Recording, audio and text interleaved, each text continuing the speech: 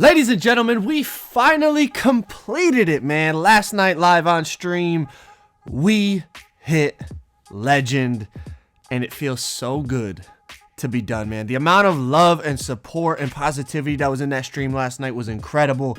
I'm not sure what we peaked at, but I know it was well over 10,000 viewers. The park was lit. We went on a 23-game win streak to finish like the last 1% of the legend bar, and we finally completed the grind, man. I'm so sick of throwing lobs. I can't wait just to play regular again.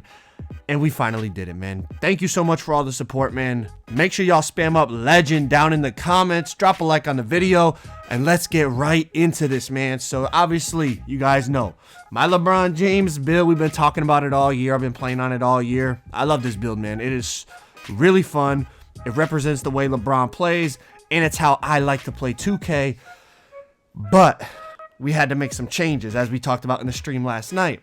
There's a few things about this LeBron build that I wanted to change, but I wasn't going to be able to do it until I hit legend because I needed those extra badges to make up for it. So normally I always say badges are the most important. Get as many badge upgrades as possible, and that is true. But once you get to a certain point like this, with 32 finishing upgrades, you know, I'm just throwing on stuff that's, you know, basically extra, like back down punisher and drop stepper. Yeah, it's nice to have, but do I need it on this build? Not really. My shooting badges on a build I barely shoot with, you know, yeah, 23 shooting upgrades is nice, but do I really need difficult shots gold and deep fades gold? I mean, I think it's excessive, you know what I mean? 35 playmaking, I think it's necessary for this type of build. You know, I want that needle threader and ankle breaker and all that. And then we got, now with the 11 defensive badges, this build is very, very complete. But we always talk about badges being the most important. Like I said, it is. But eventually it becomes excessive, and I'm losing out on attributes because when I first made the build, I needed to get all the, you know, I needed the 13 shooting and the 22 finishing. But now with the plus 10s, like I said, it's excessive. So what could we do to improve this build? Well, when we look at the attributes, the biggest flaw is the rebounding, especially for a LeBron build to only have 35 rebounding. It drives me crazy. I miss out on rebounds that are easy. So here's what we did, man. We remade this build. I grinded up to 99.9 because, listen, I'm not putting out half-assed NBA player videos where the player's only a 80 overall and doesn't have bad. If I'm doing an NBA player video for y'all, I'm doing it right. The build is maxed out. The badges are maxed out. I put the time into the video to make it the best I possibly can. Okay? So this is my new legend LeBron build. Now I lose out on badges, but my attributes, in my opinion, are way better. So check this out. When I created this build, I knew I was getting plus 10 badges in each category. So I lowered the post hook and I lowered the free throw. Now, obviously I lose some finishing and some shooting badges, but I knew I was going to get them back and extra from the plus 10. And by doing that, as you can see, I was able to get a 77 offensive rebound and an 84 defensive rebound. Now look at these attributes. These, if you're looking at LeBron, this is way better. I mean, the free throw, I mean, LeBron's not a great free throw shooter anyways, but I'm just saying, besides the free throw, that doesn't even matter. Like, you know, he's not really shooting post hooks, so that doesn't matter. It's got the playmaking, the finishing, decent shooting, and then now it has defense and great rebounding. It's a perfect LeBron build. Now, if you do this with the other one, you're losing too many badges, I think, for it to be worth it. I think the other one's better before you hit legend. But once you hit legend, as you can see, we got 10 extra badge upgrades. We're looking at 28 finishing. That's more than enough. I don't need 32 finishing like my other build. I would much rather be able to take those attribute points and put them into rebounding because, you know, yeah, I'm losing a couple badge upgrades, but they're excessive. You know what I mean? I don't need to have back down punisher on Hall of Fame and that type of stuff. But as you can see, right now, before we hit legend, we had 18. Now, obviously, we have 28. So there's a lot of things we could experiment with and do. But I just want to show you the badges that, you know, I have before. So this build only gets 7 shooting. But now we have 17. Same playmaking, still 25, just like the other one.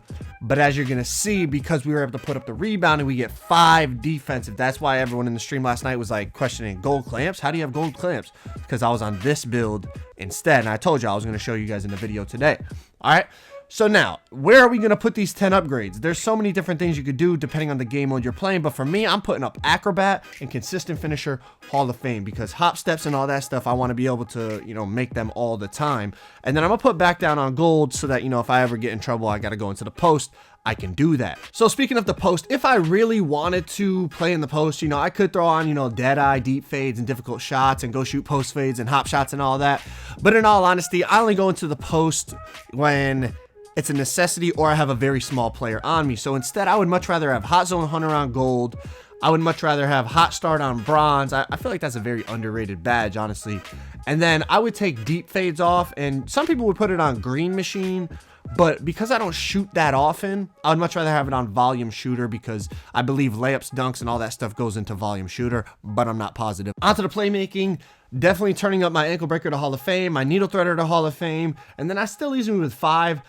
I mean, I used to run Unpluckable Hall of Fame, but honestly, I feel like after the last patch, they kind of like toned it, like nerfed it, and it's really not that good anymore. So I would just keep it on bronze and maybe throw on like Flashy Passer Hall of Fame, because I don't know if you guys know, but that gives your teammates takeover basically off of one flashy pass. It's crazy how much takeover you get off of that. But I mean, if I was in a comp game, I guess maybe Hall of Fame Unpluckable, but honestly, I feel like they really nerfed it, and it doesn't really, I don't know. I used to run in Hall of Fame all the time, and I was like, listen, it's really good on Hall of Fame, but I feel like they really nerfed it. So I'm just leaving it on bronze for now. I feel like no matter whether you have Hall of Fame or bronze, you get ripped the same amount now. I don't know. Maybe it's just me, but that's the way I'm rocking it for now, I guess. Maybe I'll switch it up. But for now, we're going Flashy Passer Hall of Fame, Unpluckable on bronze. You guys see the rest. Tons of Hall of Fame badges. 35 playmaking badges. You could basically have every badge that you could want. And to wrap things up on the defensive end, we get 15 defensive badges now on this build. And more importantly, as I've said, maxed out rebounding. So we run gold clamps, bronze chase down, bronze interceptor. I'm going gold intimidator. I think intimidator is one of the best defensive badges. We can all agree. I'm putting on bronze rim protector just to unlock those animations, those snatch blocks and stuff like that. And honestly, I would love rebound chaser and worm on gold. I think some people would rather have like tireless defender and pogo stick, but for me as an ISO player, when I kick a corner and my teammate's not able to knock it down, you know, they're never going to shoot 100%. If I'm getting boxed out, I want to go worm gold to get around that box out. And I honestly don't feel I need rebound chaser, so I'm gonna leave it on gold tireless defender, as you saw. Alright, so let's finally get into some gameplay. Sorry for the long delay. I had to break everything down for you guys. But listen, drop a like. Make sure y'all sub up if you're new. Let's get right into the first ever Legend LeBron James gameplay. So the first thing you're gonna see is, now being a legend, we can VIP people. We don't have to wait for the game. We don't have to wait for the dots. We can just take people off the spot and step on ourselves. But I got 2 gameplays for you on the 2s. These are the first 2 gameplays on the 2s since I hit Legend. Once I hit Legend, you know, I ended the stream, I chilled out, you know, relaxed, and then I hopped on the 2s. I was like, let me test out these extra badges and this Legend, you know, this Legend rep and all that stuff. Now, the first thing I'm gonna say, it's kind of hard to give a full honest assessment after just 2v2 games, but I definitely feel a difference. Obviously, you know what I mean, you're adding 10 badge upgrades to every category, you're definitely going to feel a difference. The biggest difference on this build, I'm telling you right now, and I can't emphasize it enough, is the rebounding. My other build, even if I had position, since I only had a 35 rebounding, a lot of times my guy would not attach to the ball. Altering the build and, you know, obviously hitting Legends so that I don't lose out on any badges in other categories, I actually gain badges in other categories. Being able to put those extra attributes into the rebounding, my dude snags. You know, we're looking at a player with a 87 vertical, I think, close to a 90 strength, just about maxed out wingspan, 6'7", combined with close to an 80 offensive and a mid-80s defensive rebounding. The dude really just connects to rebounds like crazy. You know, even if it's a lockdown or a center, a lot of times I just jump over them and grab the rebound. So I felt like it wasn't really necessary to put on rebound chaser because of the way he already snags up. But I did want worm so that if I kick to the corner and my teammate misses, I can always do that little swim move, get around the box out, and then go up and get the rebound.